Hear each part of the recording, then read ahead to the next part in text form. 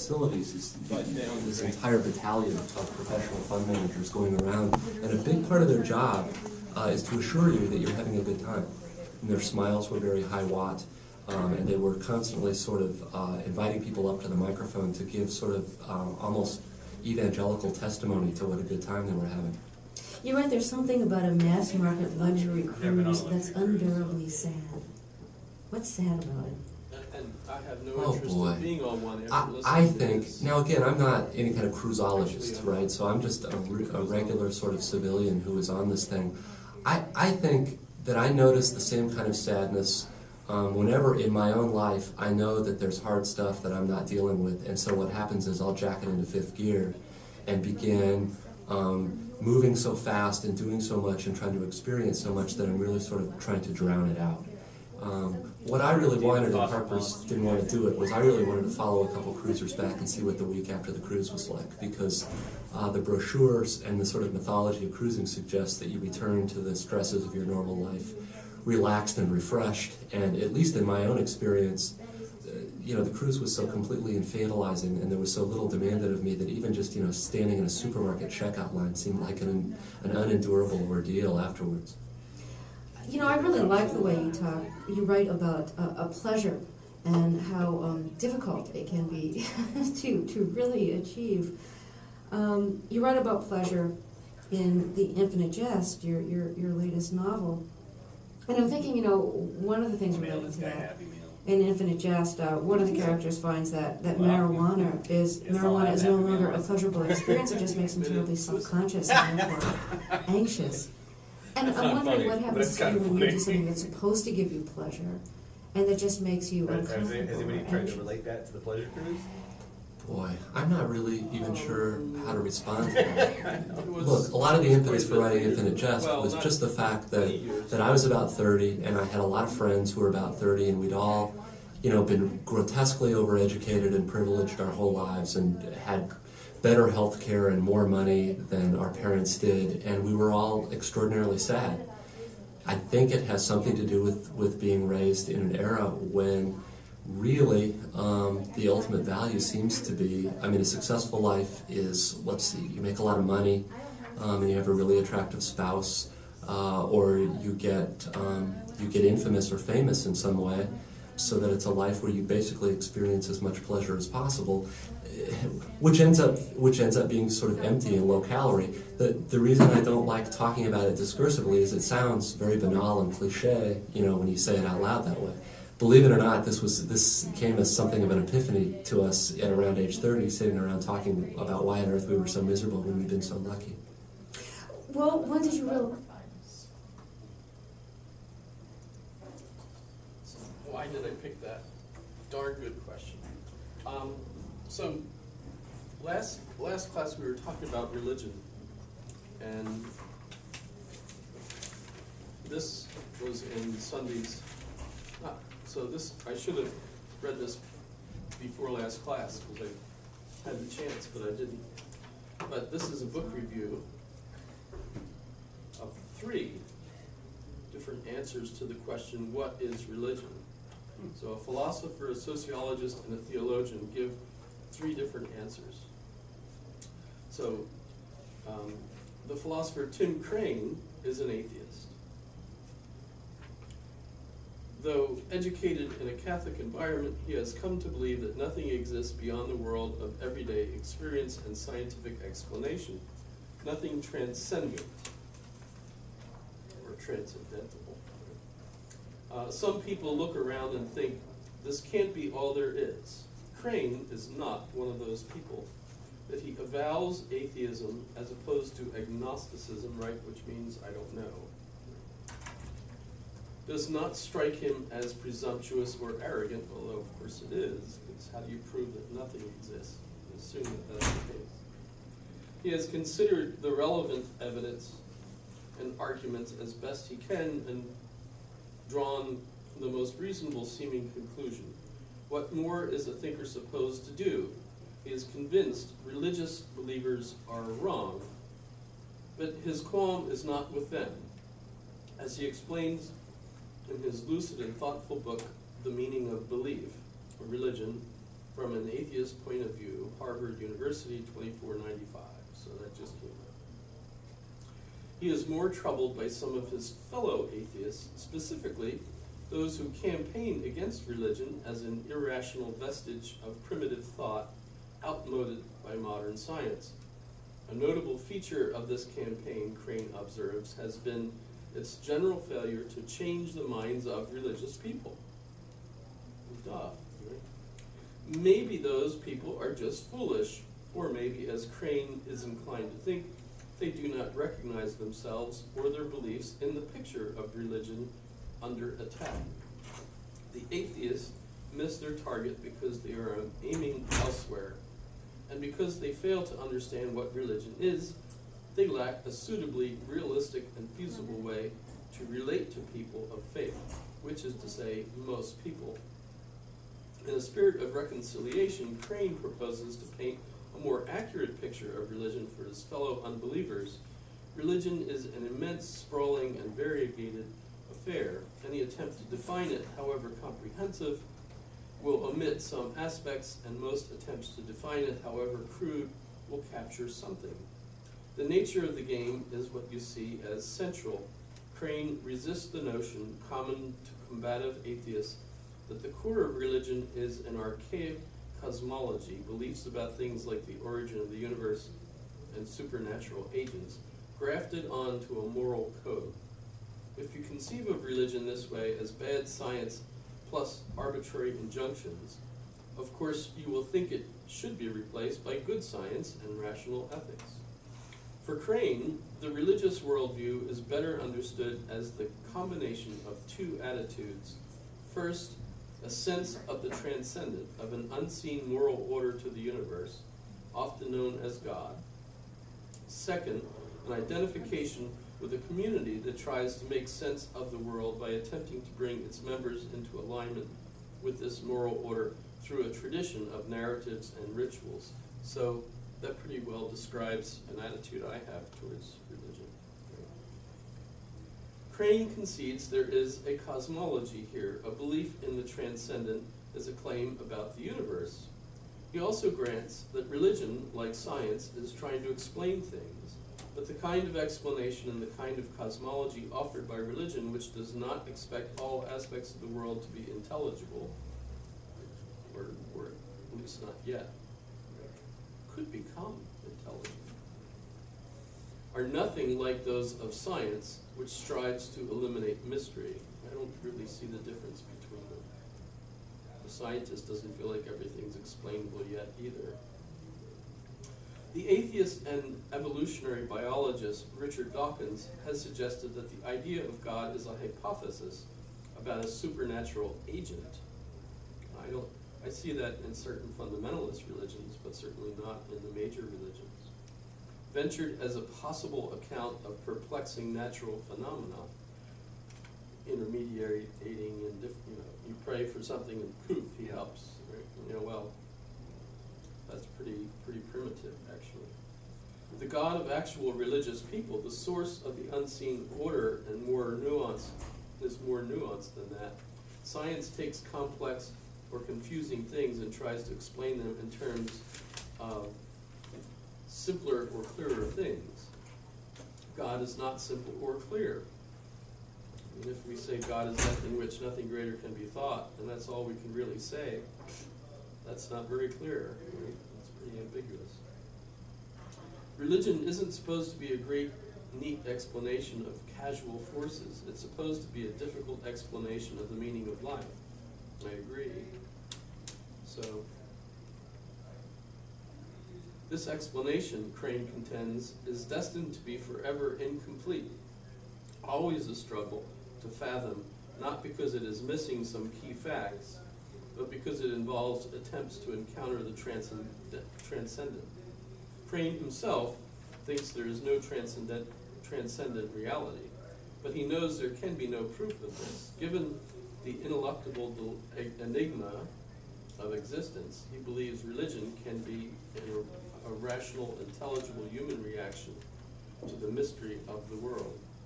This picture of religion would no doubt strike the sociologist Christian Smith as too cognitive, cerebral, intellectualist. And those are all compliments to me. I love being thought of as all three of those. This picture of religion would in his substantial, richly informed book, Religion, What It Is, How It Works, and Why It Matters, Princeton University, $35. Smith offers a social scientific theory that disputes the notion advanced by titans of social thought like Clifford Geertz, who's pretty famous, if you're familiar with him, and Max Weber, who's much older but also famous, that religion is a cultural meaning system. Religion is not at heart a set of replies to existential questions, Smith writes, even if it often involves this. For Smith, the paradigmatic expression of religion is something like praying to God to cure your wife's cancer, or beseeching a cloud spirit to bring rain to your withering crops.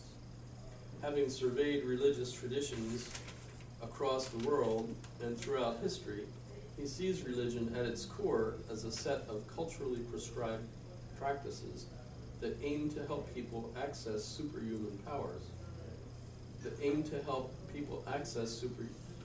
in the hope of realizing human goods and avoiding bad things, typically in conditions and situations that they cannot control and with problems that they cannot solve.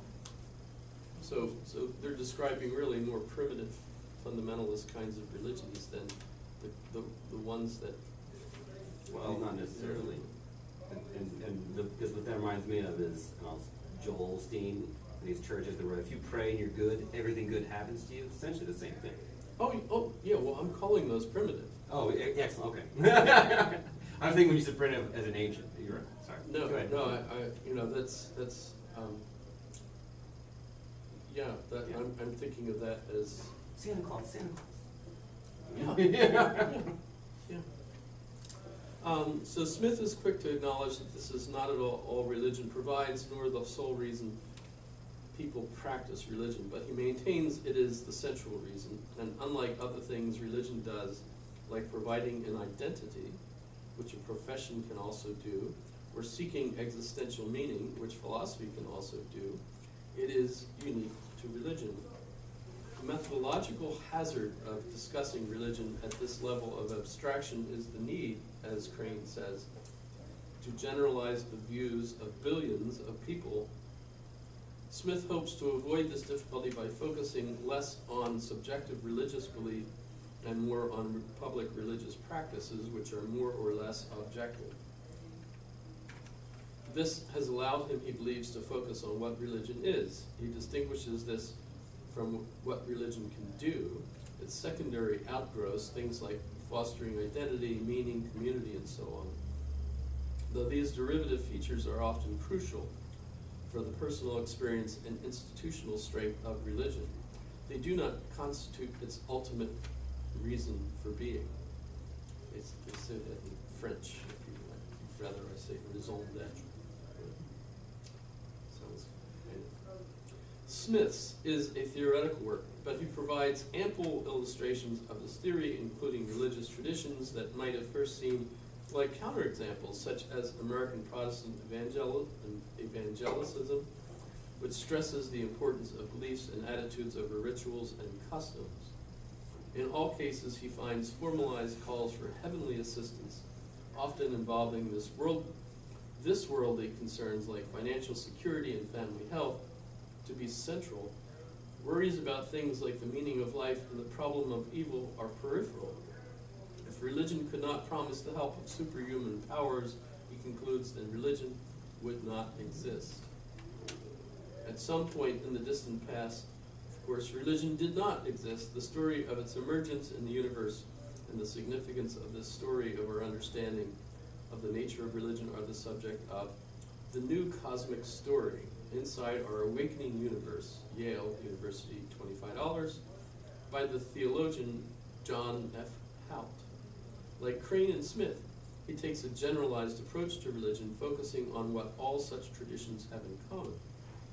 Unlike Crane and Smith, He sees religion as something whose journey, like that of the rest of the universe described by modern science, is unfinished, and hence whose nature must be understood in part in terms of where it may be headed. Haupt describes religion as the anticipation of a rightness that is now mostly out of range. This formulation resembles Crane's, with its transcendent moral order both everywhere present and agonizingly beyond reach. But Haupt, a man of faith, disagrees with Crane that religion's truths will necessarily remain so remote.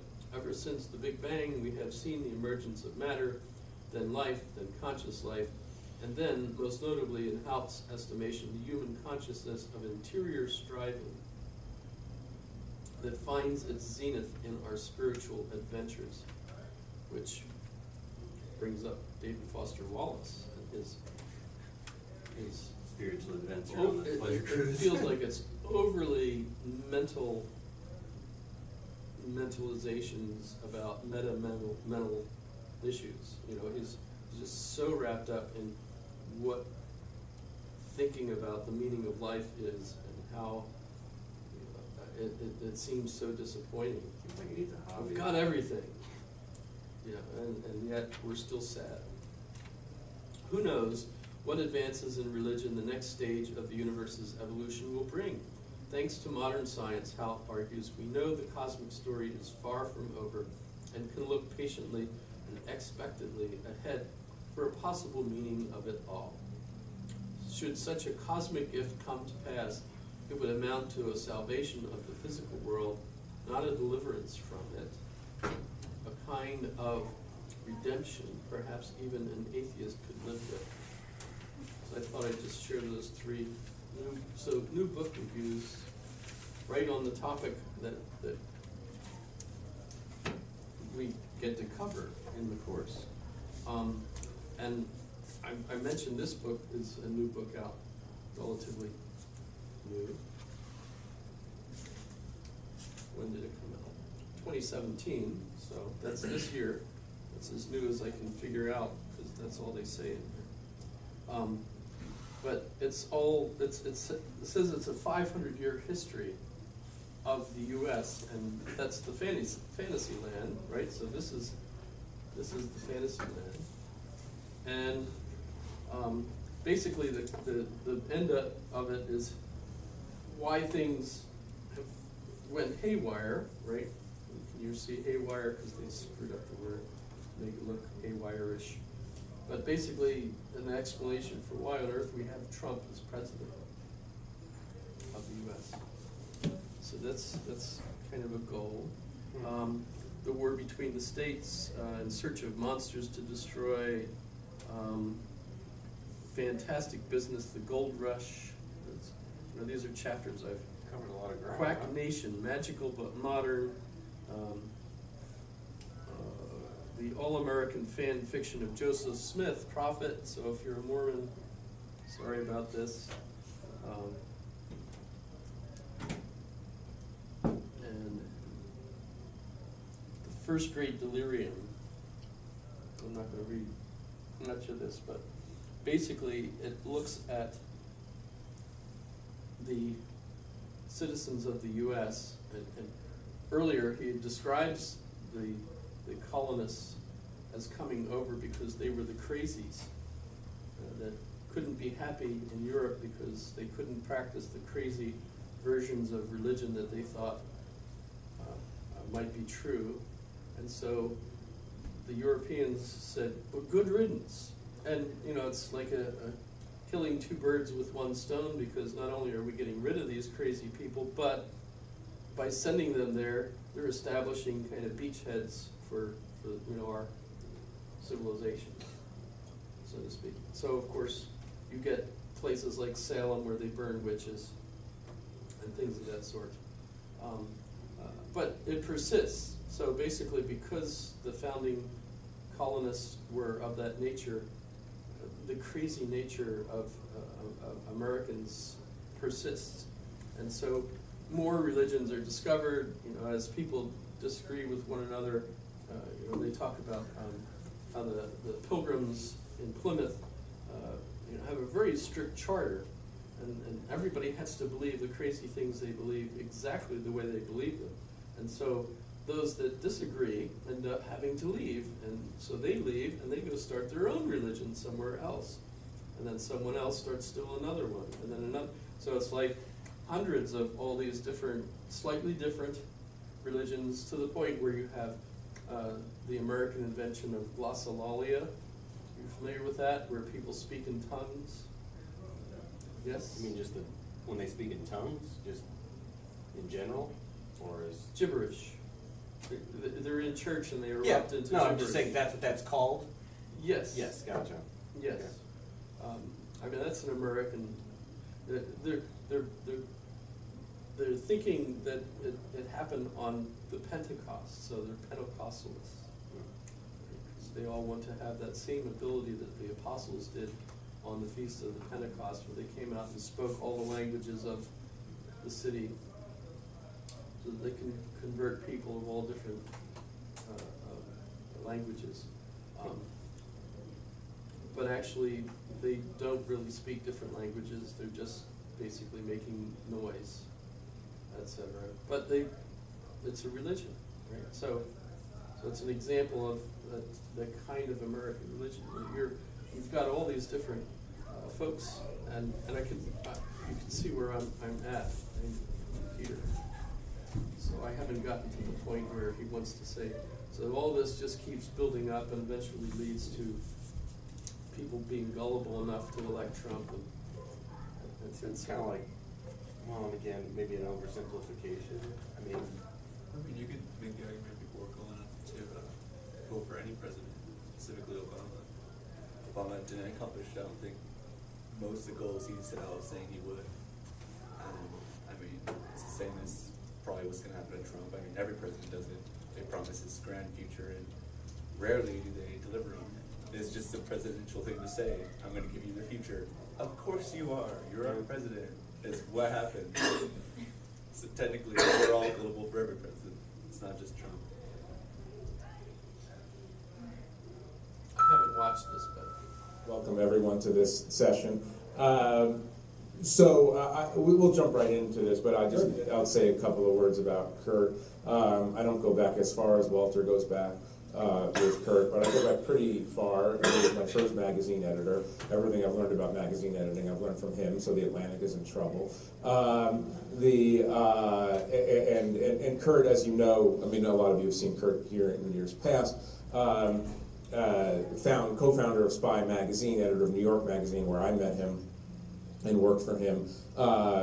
Best-selling novelist, radio host, all-around social and political commentator.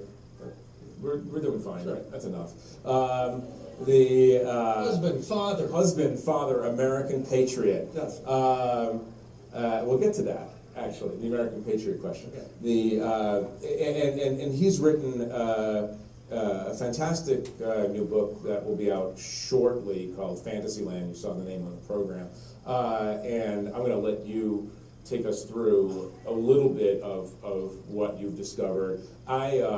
I read it practically in one gulp, the galleys of it, because it's a fascinating alternative history or secret history of the American experiment, seen through the prism of our apparent willingness to believe fantastical things, the upside of that and the downside of that. But why don't we start, just if you take a couple of minutes and boil your entire life's work down into a couple of finely honed paragraphs, and tell us the central thesis of what you're trying to accomplish with this book. Thank you, Jeffrey. Thank you, Walter. Thank you, Aspen Ideas Festival. And Walter, I said in particular, whom I have known since I was a freshman in college, for being my pal and mentor and helper in many, many ways over the years. In this, his valedictory year at the Aspen Ideas Festival. So, you did a great summary, by the way, and since this book hasn't come out yet, I have not been on the road distilling it to 60 seconds, so forgive me if I ramble. However... Cut you off, it's fine. Good.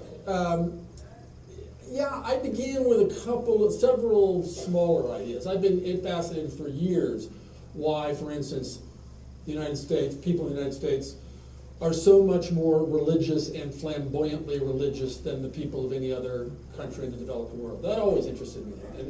And I read the scholarship on that, and it was only partially satisfying. That was one of the ideas that I began with. Another idea, frankly, that I began with, or another inspiration now 13 years ago, was on the first episode of the Colbert Report. Stephen Colbert, in character as a populist right-winger, comes out. Tackle the obligation and to go does check, this make sure no one's being. essay Yell at on somebody. truthiness. Shake a fist. And that truthiness has replaced facts. And who needs a book when I know it in my gut? And it was literally his first episode. I thought, wow, he is really onto something. And I've written about creationism. I've written about Were they being sort of supervised? how the presidency and politics have turned into It's show recess. business. So I decided I would try to bring this all together, and I thought, oh, this will be a history of the last 20, 30 years. Then I realized, no, it's history since the 60s, because for me, the 60s are a time when was a kind of big bang moment when everybody could believe whatever they wanted if they were an American, and that was their right as an American, that everybody was entitled to their own facts as well as their own opinions, in the words of Daniel Moynihan. But then I realized, no, as I began researching and thinking, it goes back all the way. It goes back to the Pilgrims and to the gold hunters in Virginia, who were respectively a religious cult, the most extreme zealots of a zealous new sect of a new religion, that is Protestantism.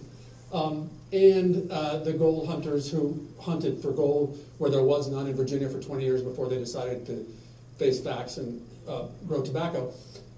So I call it a 500-year history. There's the cover, because I have to go back to Martin Luther, who, by the way, 500 years ago, like today, essentially, October actually, nailed his theses on the door in Germany.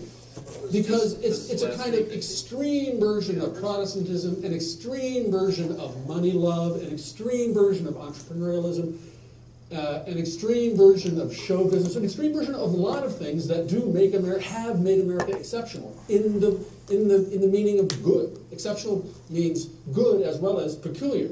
This is more a history of this, as Jeffrey said, this peculiar knack that Americans have always had for believing the unbelievable, for being true believers of religious ideas and supernatural ideas, for being suckers for those who want to succor them. After all, the New World was this blank thing that was the subject of the first great advertising campaign by the English people who wanted humans to populate these So continents. talk about that for a second, because one of the fascinating things is that your thesis, one of your theses, is that the Europeans who came here were people who are already predisposed to believe ungrounded promises in the future. Talk about that. Oh, it was the advertising sense of it. Again, and I'm not the first to note this. Historians like Daniel Borstein, the great Daniel Borstein, had noted this, that the English people in particular, who were persuaded to give up their lives, give up everything, everyone they knew, to come to this blank place that had been pitched to them as utopia, and in some cases as Eden itself. That was a belief in the 16th and 17th century.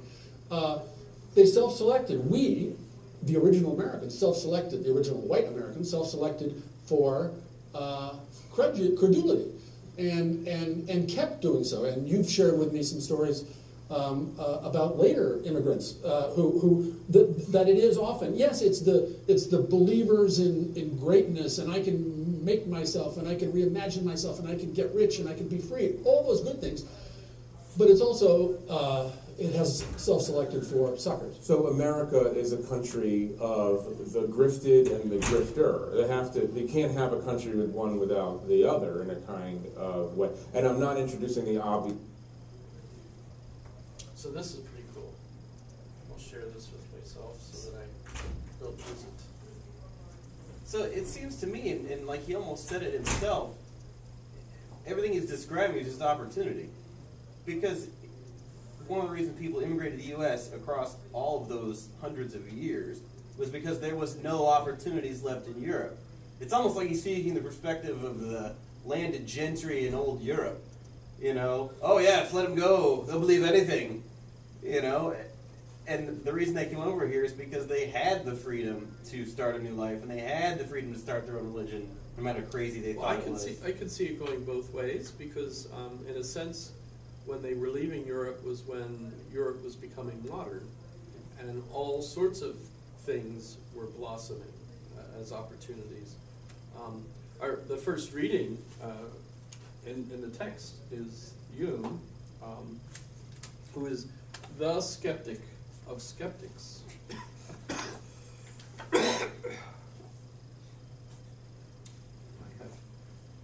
There's multiple readings by Hume in here, but the one that we have here is cast it all into the flames, right? Commit it to the flames. So he's basically in this section here arguing that all of the things that philosophers historically had thought they knew for sure turn out to be on examination false, or not so much false as doubtful.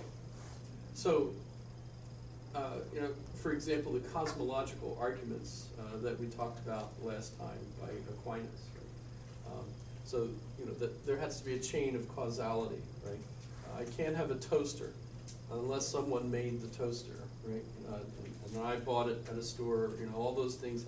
So if you saw the toaster sitting there and you liked it, you think, "Wow, what a nice toaster! Where did you get that?" Et cetera, right? All the kind of typical American. No, we don't have conversations about. You wouldn't even notice I had a toaster. I used to toast this morning. I don't know what I'm talking about. Yeah. We would assume that all those things had to have happened, and that they're way more refined than the toasters when toasters were first invented and toast bread was invented. And you had to have sliced bread before you could have toast bread. Who knows? Now we've got frozen waffles. You just think about that chain. That all this stuff had to have happened. Well, and David Hume will say, well, if we're empiricists, and all we can really know absolutely for sure is what we're experiencing at this moment, all of that, the hypothesis about the chain of cause that I would have just described about how the toaster or anything happened before right now is based on my memory, and memory can mislead me, and as a result, I can't trust it, and so therefore, Hume isn't being ridiculous. He's not being impractical. What he's basically saying, though, is that the kind of certitude that philosophers had in their hypothetical reasoning about how the past brought ourselves to now is not knowledge. It's doubtful that they've got it all right, that there's lots of gaps. And when it comes right down to it, who knows, right now might be when all of time just started, complete with all our memories, and so on. Kind of like the Americans that believe that God just buried fossils in the ground and made them look old in order to fool the non-believers, right? I kind of, maybe all of those memories were, put in your mind so that right this moment when time starts right now, you feel like you're already a complete person with all sorts of past history. It's like, when it's not really the case. That's almost just as silly as the Matrix. The idea that there's an evil deceiver that's fooling us, right? Those are silly things that you only talk about in philosophy class. So, and just real quick, did you see there was an article yesterday about experiments they're doing at the Higgs-Boson collider or whatnot? And essentially, you probably read it, just to guess. But essentially what they're saying is that reality doesn't make sense. Like, it doesn't add up. There's not enough variation in all these experiments that they're doing. They're like no variation at all. And they said that doesn't make any sense. They're still trying to figure out what the variable is when it appears there is no variable type of thing. But my thought was, oh man, all the Matrix theorists, here they are, it's a trick, So, But check it out. It was on CNN like yesterday, I think. So. Sorry, Well, but it's just like added to the conversation. I was like, ah. You became famous. I mean, he was, I suppose, more famous as a historian in his own lifetime. But, and he died in 1776, which, by the way, makes it really easy for him to, you know, his end point to remember 1776, because that was such a great year for Pinot Noir that we all remember 1776. That's a joke. I don't even know if they had Pinot Noir in 1776. In any case, so Hume says, you know, read all, you know, all that philosophy, commit it to the flames, get rid of it. It's no good, because we could doubt all that stuff. But of course, that's not where it stays. We have others that Mary Shepard talks about Hume's ideas and interprets how they're, you know, so what you're experiencing, everything that you're experiencing, is in your head, right? Which, by the way, that's common, I think, thought today, isn't it?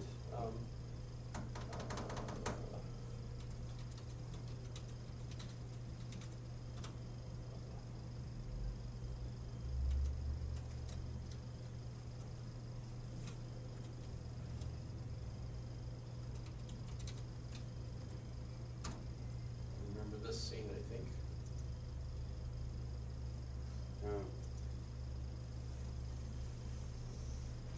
Yes, spoiler alert. I don't think I have to give you a spoiler alert when it's, how old is this? Nah, 10 years? No, this funny thing is I actually never got around to seeing part 2. That was the better one. It was so much better than the first one. I mean, the first half. You have the sound up. Yeah, it's just very quiet.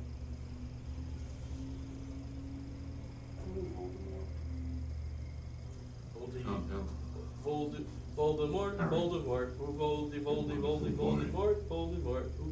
No. Brave, You've seen that. brave man. Let us walk.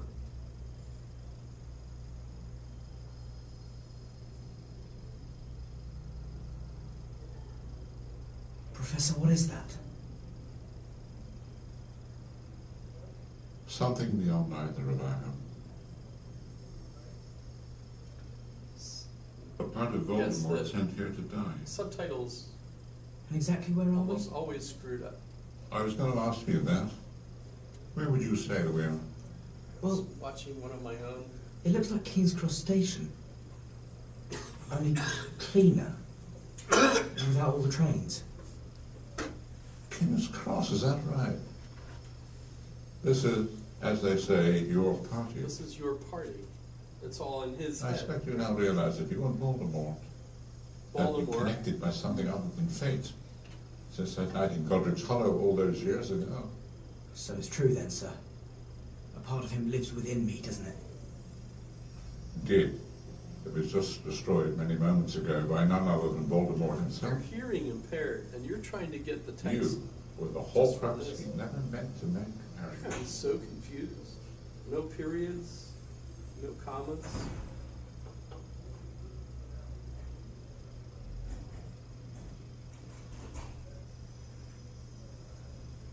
I have to go back, haven't I? Oh, that's up to you. I have a choice. Oh, yeah. We're in King's Cross, you say? I think if you so desired, you'll be able to board a train. So this is really Harry Where you take me? thinking he's having a conversation with Dumbledore. And in his mind, Dumbledore's responses, the kinds of questions he poses for him, right? It's all happening in his head. It's all happening in his head. But for you, that's all anything ever is. Voldemort has the Elder Wand. Well, they got Voldemort that time. True. And the snake's still alive. Yes. and I've nothing to kill it with. An odd nothing to kill. Help will always be given at Hogwarts, Harry, to those who ask for it. Oscars. I've always prided myself on my ability to turn a phrase. Words are, in my not so humble opinion, our most inexhaustible source of magic, capable of both inflicting injury and remedying it. But I would, in this case, amend my original statement to this. Help would always be given at Hogwarts to those who deserve it.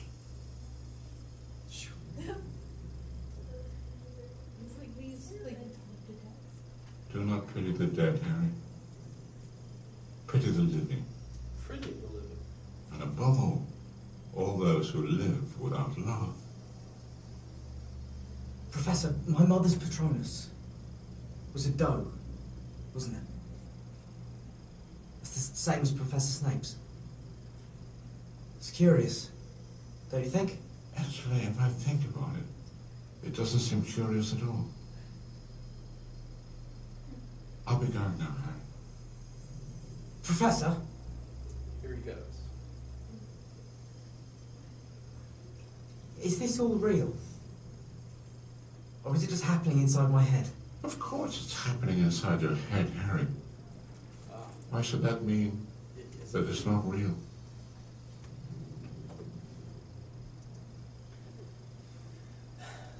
So that's, I think, our common way of thinking about experience today is that, yes, we're perceiving it all inside our head. But that doesn't mean it isn't real. But we do recognize that we're all perceiving reality through the filters by which we've accumulated our experience, our language, etc., right? So you are perceiving things through filters, so that your experience might be different than your right? You know, the way you're perceiving the same thing, right? And that's pretty much what Kant gives us in his response. So when we think of Kant, and I think I've talked about Kant before, right? Giving us that kind of grid, that says this is all reasonable, rational people are seeing things as having all these characteristics, right? So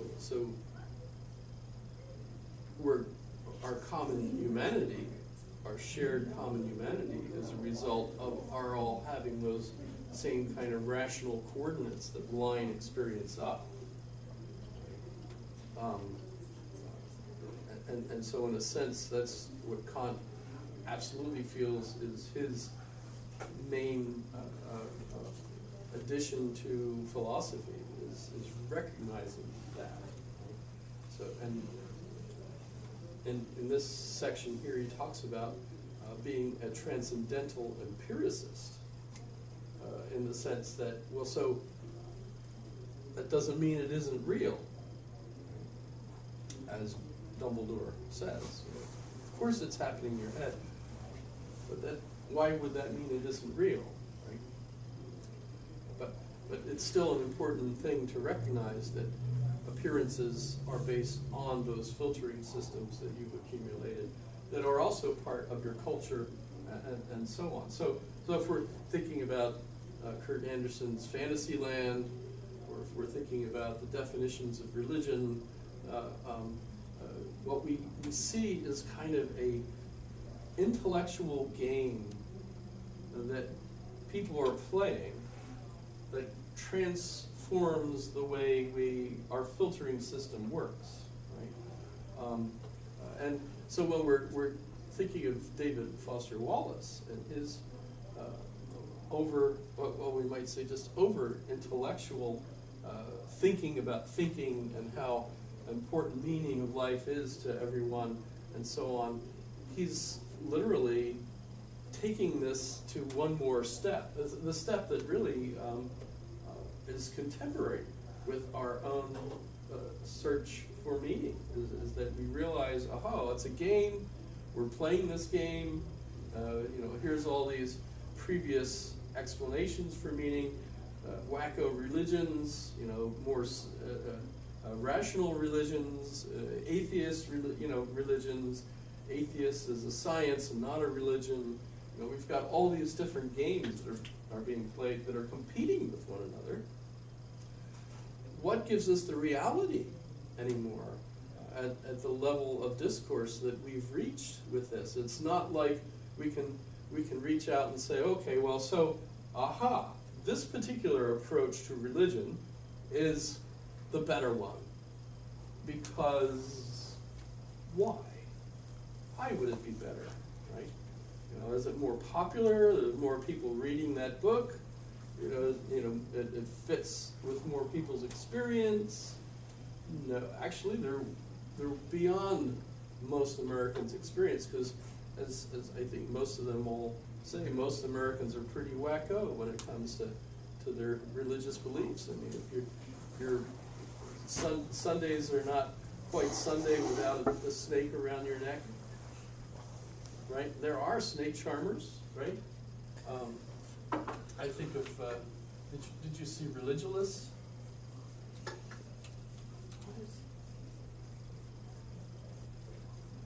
Sounds familiar for some reason.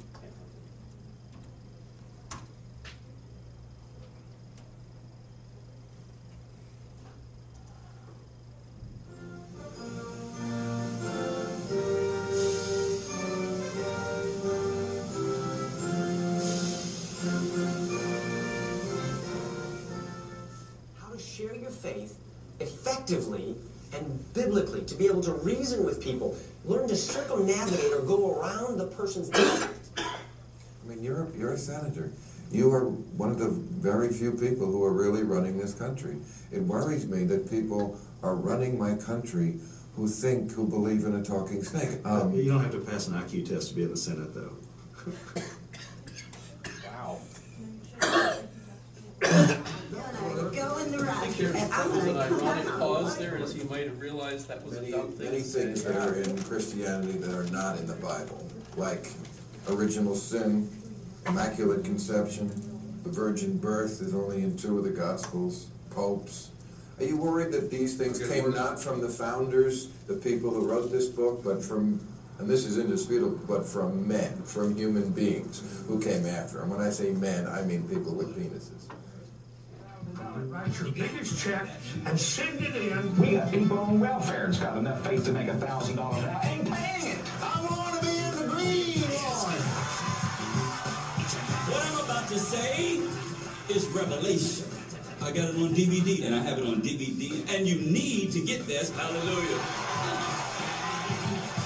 Get your face on the street. I'm gonna go in the rapture, and I'm gonna come back on a white horse. Something called a Moshokoto Mazata. Natakoto Doitiki Shikada Kapokoto Kalakamushiti. Kali Shikoto Mokoto, Yabakotaja Kapo, Chokolakamokotea. I love you. I don't classify myself as ex-gay. You know, I'm a heterosexual guy who dealt with some homosexuality. We can look at creation and say, what's the normal order? A man has a penis, a woman has a vagina. Let's just be blunt. There's no scientific data that proves that anyone is born. There's no gay gene. And you also discovered the gay gene? Yes. This is all coming from the Bible. Right. Which you believe to be the Word of God. I do. Do you believe in evolution? You know, first, I don't know. Clearly, the scientific community is a little divided on some of the specifics of that, and I understand that. I don't think they are. Well... I think they pretty much agree. I don't know how it all happened. I mean, I'm certainly willing to accept it couldn't possibly have been Adam and Eve 5,000 years ago with a talking snake in a garden, could it? Well, it could have possibly been. Come on. We're so glad to have you here. Just come and get blessed.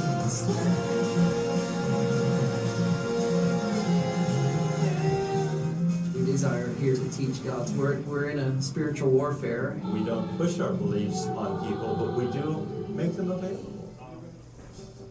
We're building the whole place for about 27 million. I have many people say to me, as a Christian, can't you believe in evolution? I said, well, you've got a problem. God made a man and a woman. If you believe in evolution, the woman had to come from an ape woman. All right, but you're so damned ugly. Immediately, people see dinosaurs and people together, which is very different to the idea of the evolutionists who say dinosaurs died out 70 million years ago or so, and so they didn't live with humans. They see an animatronic dinosaur over here, 2 animatronic baby T-Rexes and 2 animatronic children. It's basically just to give people a wow factor as they come in here. So, Religulous is like a movie of Bill Maher going throughout the country, interviewing people in all these different crazy places. World, could there be any science in Scripture? There cannot be. Just the two historical periods are separated by so much.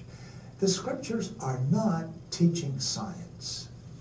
It's very hard for me to accept not just a literal interpretation of Scripture, but a fundamentalist approach to religious belief. It's kind of a plague. It presents itself as science. He is God. Are you God? So, by the way, in this book he talks about when fundamentalism is invented in this country. So this was interesting to watch because some of the topics he was, I guess, making satire of. He introduced some ideas that are actually unproven and unfounded versus some of the religious. I thought some of the religious ones were ridiculous too, but like the gay gene part, there's not a. That's gay actually, gene. yeah. So I don't know if that was satire. The newest thing that I've or read is that it's what that such was a about. spectrum of things. Yeah, and on the same token, you got to remember that he's producing this. Yeah, this is cut entertainment to show what he wants. You know, Right. You know, right. so although he doesn't, like the priest he's talking to, and there's another scene where he talks to a priest in the Vatican, out in the square. Well, and this is just a snippet. And of the those whole guys, thing. those now notice this is not my Roman Catholic bias. It's just true. Those two people are both completely in agreement with Bill Maher, and yet they're obviously priests. You know, I also thought it was interesting the priest said there's no science in the Bible. Actually, the reason we discovered ocean currents is from the biblical text. The guy who discovered it was a Christian. He was reading the Bible, and he read something about the currents of the ocean in the Bible. I can't remember the exact wording it has, but then he was like, okay, let's see if this is true, and he proved it, and there you go. We discovered ocean currents, and now our trade routes are 700 times more efficient. So, Along stuff that, like that. Yeah. And along that same line, you know, he said, you know, here's the Scripture, here's modern Bible, or here's modern science. Modern science, this is what we can empirically prove. Before that point, it's all based on a model. We can't empirically prove that. Well, I usually don't refer to it as not science. No, I agree. Science literally just means knowledge. Yeah, in and Latin. but it's guesswork essentially, based upon. But it's not our- modern science. Well, so do you understand what I'm saying, though? The Bible includes lots of different kinds of literatures. Some of it is meant to be historical, some meant to be Not even poetry. talking about the Scripture end. I'm just talking about the science end. Mhm. We can empirically prove this modern science stuff that we're working on today, because I do an experiment, there's the proof. But before that, we're just applying the model from our experiments to what we think happened. So in that regard, he's pretty accurate. You know, how did, for example, Bill Maher? No. When he's talking about modern science versus Scripture, because modern science only exists right here, he's actually kind of right, because the further back we go, In the priest? yes, Yeah. he is essentially saying that the further back we go, science is just guesswork. And every year, every day, we discover something and changes. No, the dinosaurs actually ate this. You know? So, in a way, he's right. You know, here's science, and here's what Scripture's talking about. Yeah, you know. but Scripture has changed so much over the years. That's true. Absolutely. So, I mean, in the same hand, you could also say the Scripture's kind of guesswork because it's been rewritten by different people. It was written by Add people. different stories, so. Yeah, right from day one. Well, I mean, my favorite version of the Garden of Eden is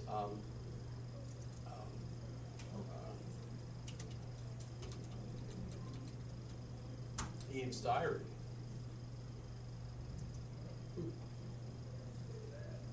So, Is it told from Eve's perspective?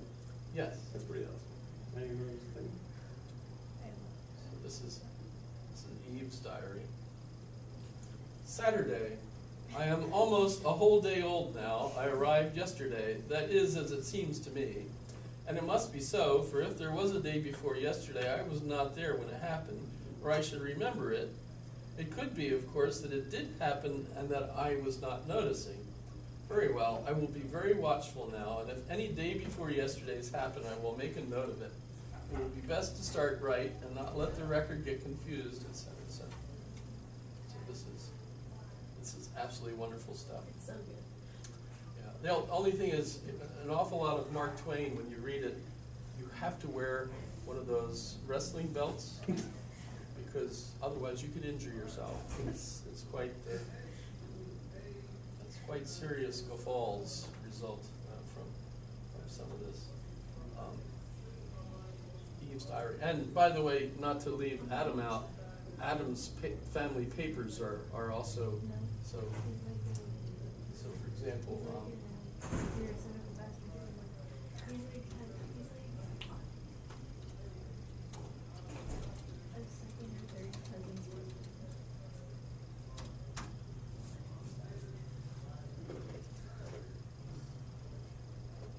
Oh, I don't want those.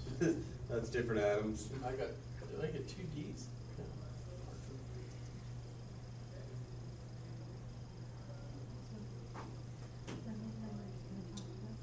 I know it's actually from the same book. It said that Adam's diary was one of the options. Yeah. So there's you could it's on multiple sites, the whole text. You don't have to. He's been dead long enough that it's free. In any case, so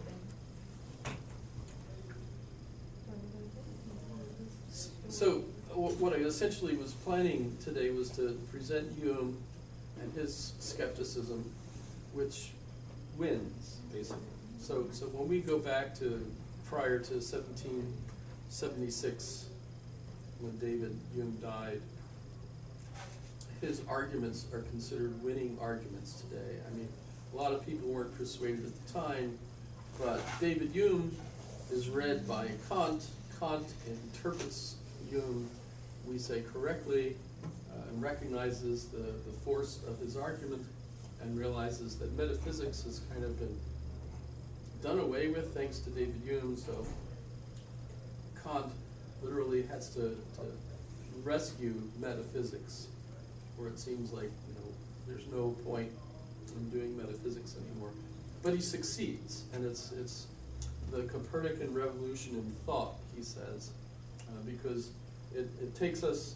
I still think this is hilarious that in the Copernican theory makes us recognize that Earth isn't the center of the universe, and puts Earth as one of the little orbs going around the sun. Kant reverses that in a way, so his Copernican theory is that, well, but you are the center of your universe.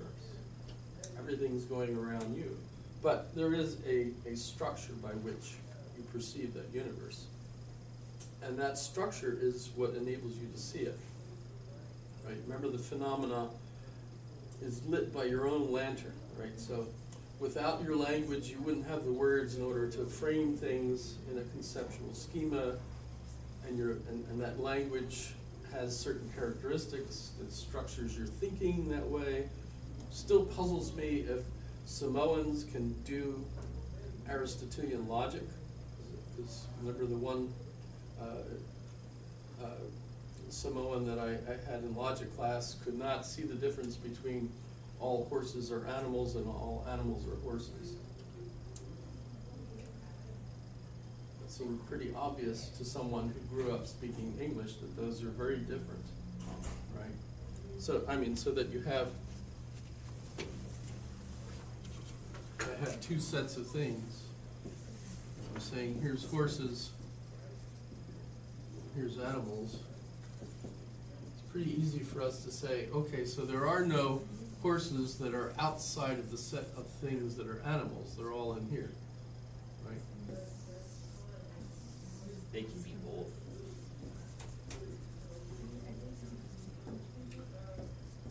But you can't say that all animals are horses.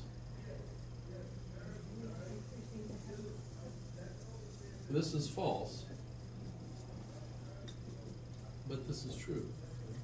So, presenting a Samoan with these two phrases, he doesn't see the difference, because in some way, all I can conceive of is he's thinking animals, horses, horses, animals. There's no difference.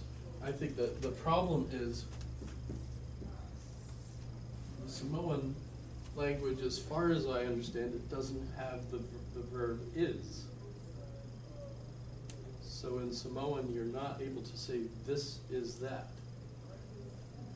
You're just saying horses, animals, animals, horses, without suggesting that there's some sort of a connecting relationship between them.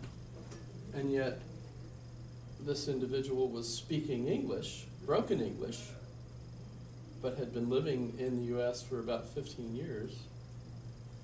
After 15 years, could not the English linguistic structure kind of impose itself on his thought? Apparently not. If that's true, by the way, that would explain why an awful lot of people have trouble in the school system and doing all sorts of things that require what we think of as basic logical skills. They're incapable of doing it. It's not their individual fault. It's not that they're stupid. It's that they're still operating under a logical system that doesn't have these abilities.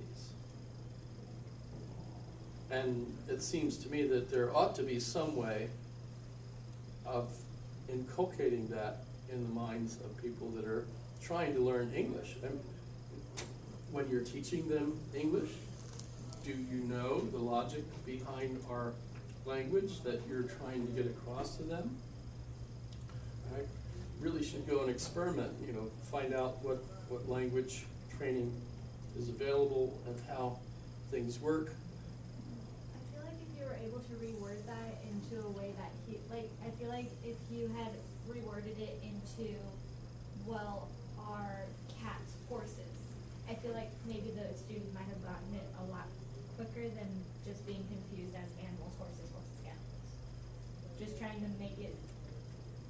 to reword it in a way that he would be able It was to very comprehend it. frustrating, as you can imagine. I mean, it was a summer logic course, so we had, 10 weeks together, and that was roughly at the midway point where we do Aristotelian logic.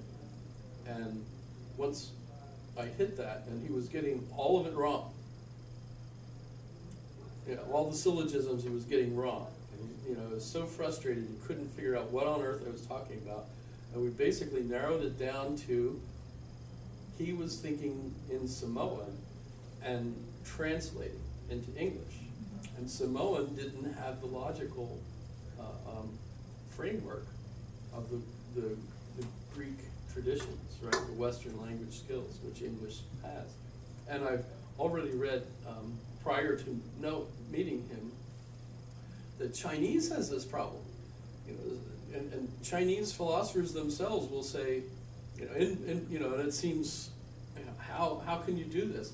They don't think that you can speak true or false sentences in Chinese, because in order to speak true or false sentences in English, you have to have the verb to be as part of, because it's categorical reasoning, right? You're referring to sets of things. All of these are these, none of these are these, some of these are these, some of these are not these, right? That all of our true or false sentences fall into one of those four types. And it requires the kind of grammatical structure that is just evident in that. Chinese doesn't do it. And as because it's a pictographic language, they don't have the pictograph for is. And so they literally can't frame true or false sentences. So that one book, I haven't read it, but I read about it, and the book basically argues that the Chinese do have a certain amount of pragmatism, that you can indicate that this, in a way, we can't even call them statements, because for it to be a logical statement, it has to be one of those forms, right? But the utterances in Chinese can be measured as being more or less practical. So that's the closest they get to saying that they have true or false in Chinese. And it's interesting because it always begs the question, is the deficit on our end because we're attacking it with the Western mindset English language? Yeah, I don't mean to imply all the benefits go in the one direction. You know, there's characteristics of Chinese that we just can't get. You know, it's kind of the, you know, they live in Halloween Town, and they live in Christmas Town, right? I don't even know which one I'd rather live in. I still worry about the poor Easter Bunny, you know, imagine. No explanation or anything, just all of a sudden. And then hopefully they put him back. But I think that movie, the more I think about it, that movie is really a wonderful way of viewing the dilemma of cultural disparities.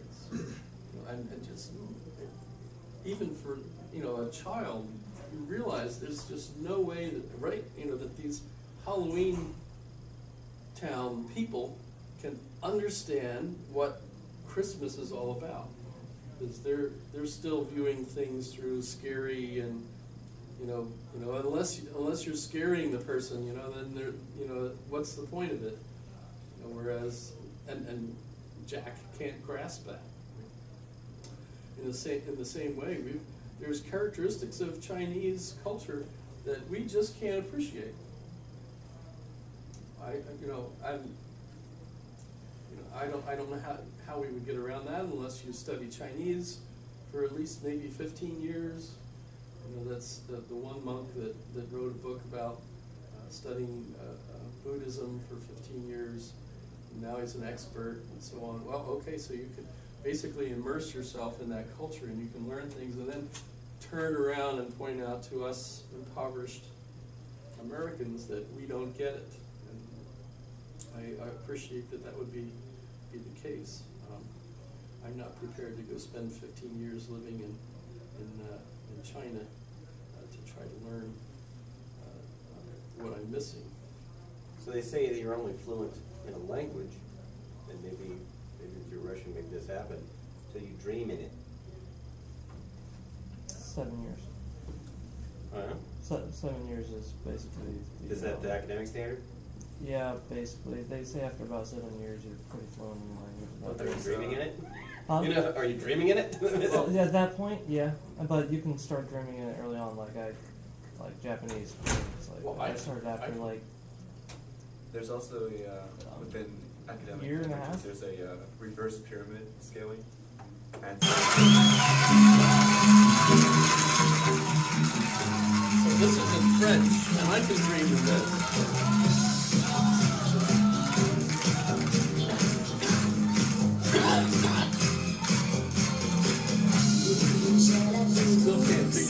I cannot figure out how to move. How do you move this way? I don't think that's my phone in the right place. Here. You see this? I have to be doing something with this.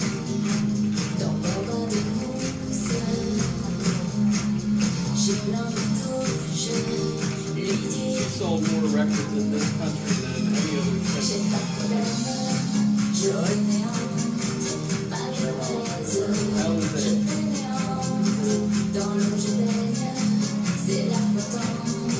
in a bathtub, ignoring the whole world, and just making her kids feel like I have soft skin. And her moves is she's in the bathtub.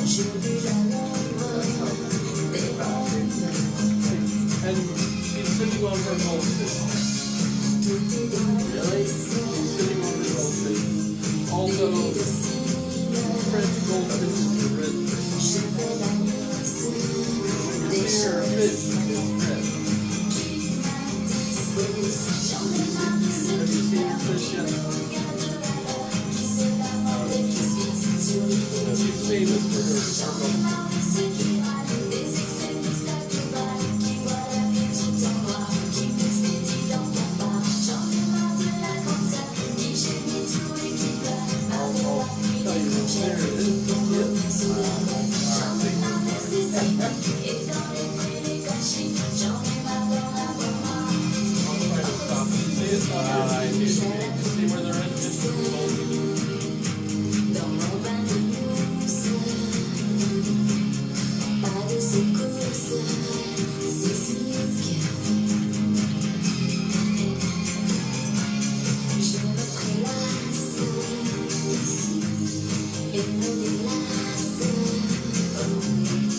You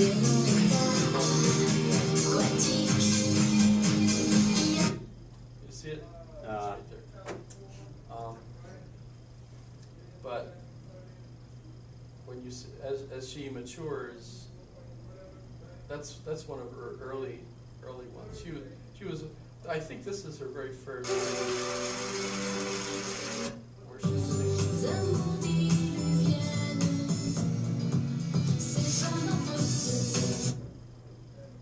But this is a full show.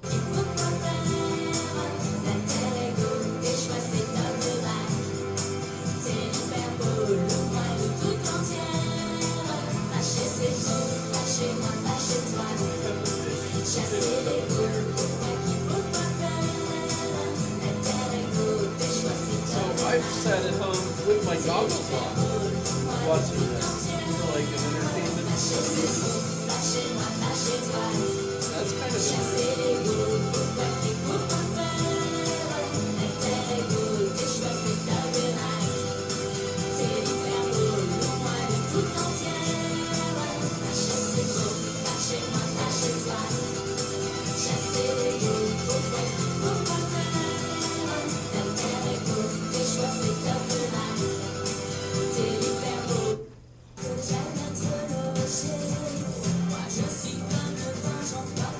But the fish shows up. The fish, she's got the fish, that's like her symbol.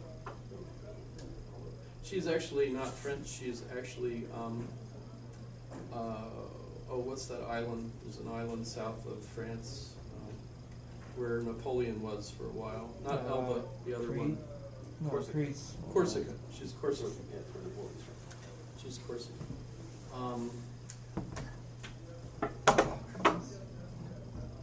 I suppose, though, the trick is that you have to basically give up wanting to know what she is saying if what you mean by that is what she's saying in English.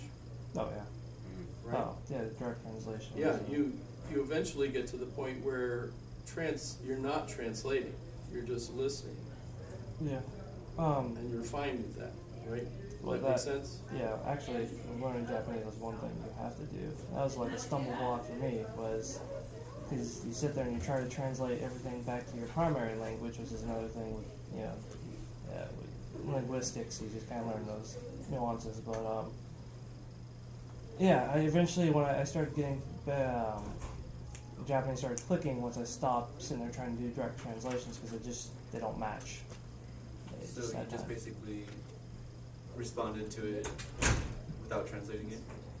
Is that how right? Because I kept trying to translate German, I couldn't win. It was terrible. Yeah, so basically you just kind of have to drop the nuances of your own language that you've like made the rules subconsciously in your head about. So I had to stop sitting there and be like, okay, adding all the proper grammar structure to translate to English versus just taking it as what it is.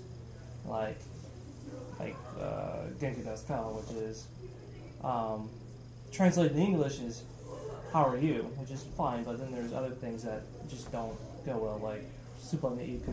Idioms I don't went to the translate. supermarket. Huh? Idioms don't translate, right? Right. A lot of languages don't have idioms, actually, I don't think. English does, but I think a lot of them don't. Well, they might, but they're not any English ones. Well, like easy as pie.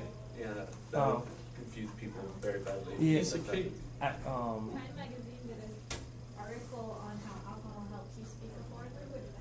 Alcohol helps you speak the foreign language? I feel like And makes if you you think. get drunk, no, I feel like if you get drunk enough, you stop thinking about all the specifics in like English, and you start like not caring if you say something wrong in the other language. But as long as you like can say it, I feel like alcohol kind of helps you get over the brain stops that you have with learning a new language. This is usually correct, because usually when I get drunk I stop speaking English and just Japanese. I don't But care. should we get drunk in order to learn a foreign language? I don't. I'm not saying you should, I'm just saying it might help. Would that be a good quiz question, though? Would it get me in trouble with? How drunk do you need to be to learn another language? You know, we were not encouraged to get drunk while we were studying Russian. We weren't in an English class. There you go. It was How just a did you not philosophy get encouraged to question. drink in a Russian class? Well, I was in high school. So is that the I know if you question go to Russia, vodka is supposed to be pretty much all over, but we were actually on active duty. You're actually on active duty. Yeah, but it was the 80s. You were allowed 2 beers at lunch, weren't you? We did not. We did after the day was over. We twice I was at the club. Once to celebrate our halfway point, and the other for graduation. But I learned my lesson after the first celebration. It resulted in some conflicts trying to get home because of that. So is that a good quiz question, or should I change it somewhat? I'm not sure. It really. Would David Hume say that reality was the same for you once you were drunk?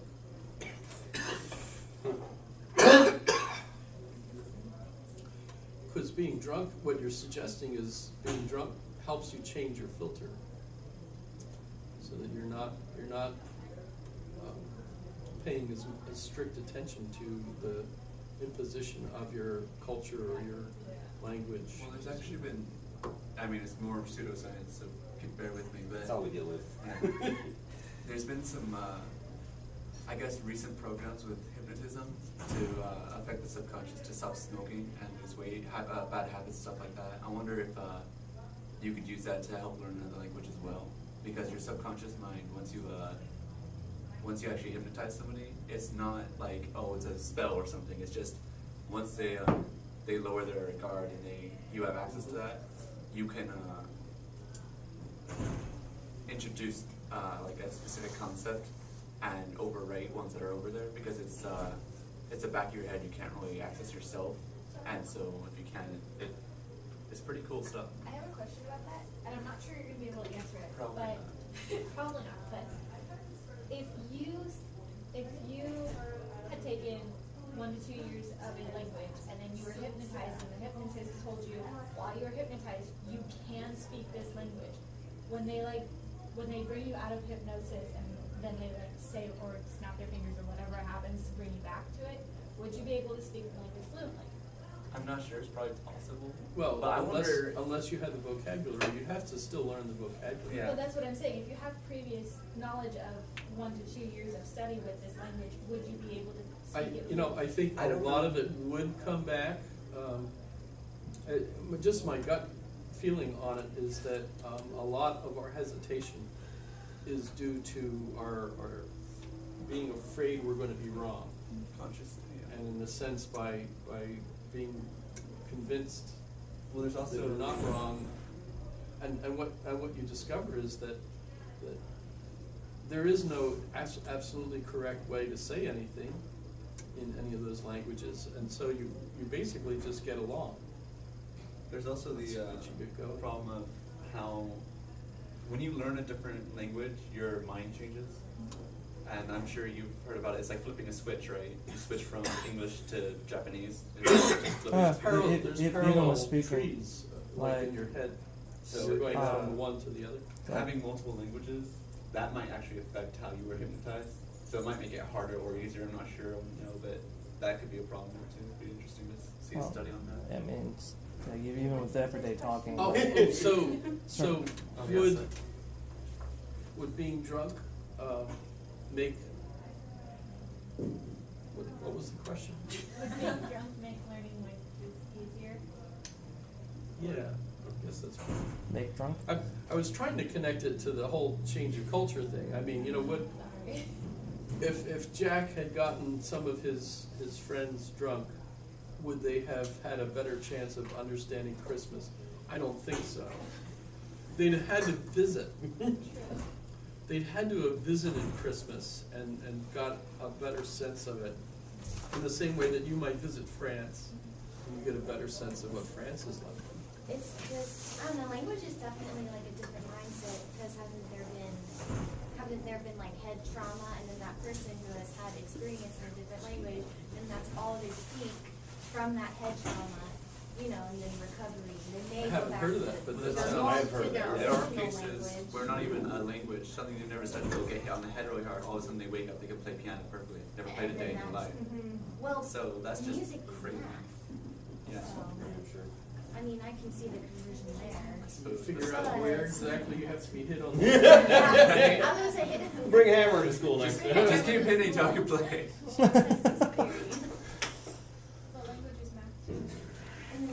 That's right, that's right. You know, it's funny because you mentioned like lowering the inhibitions and removing that factor. I kind of equate it with just life experience as well. Like by my point in my life, I feel comfortable enough with myself, one, to accept the fact that I'm wrong, you know, to experience enough of the world and all that, that I don't mind speaking my mind more than a lot of other people, you know, for example. It's Yeah. Well, there's a lot of people that will like sit in a class like this and won't speak, even though they're thinking of something that they'd like to ask. And you know, I can't ask. Well, you know, if we all had beer, you know, would you be more open to speaking? You know, that's Jerry Seinfeld. You know, when he was talking about most people are so ugly, they're undateable.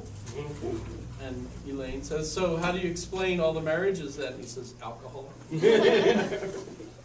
So what, you were going to say something about like reverse pyramid?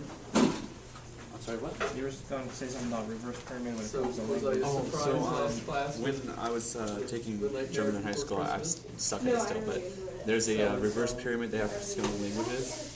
And so the tip of it is like very beginner, and then you have a larger chunk which is like intermediate, and then a larger chunk which is, I guess what you'd say master.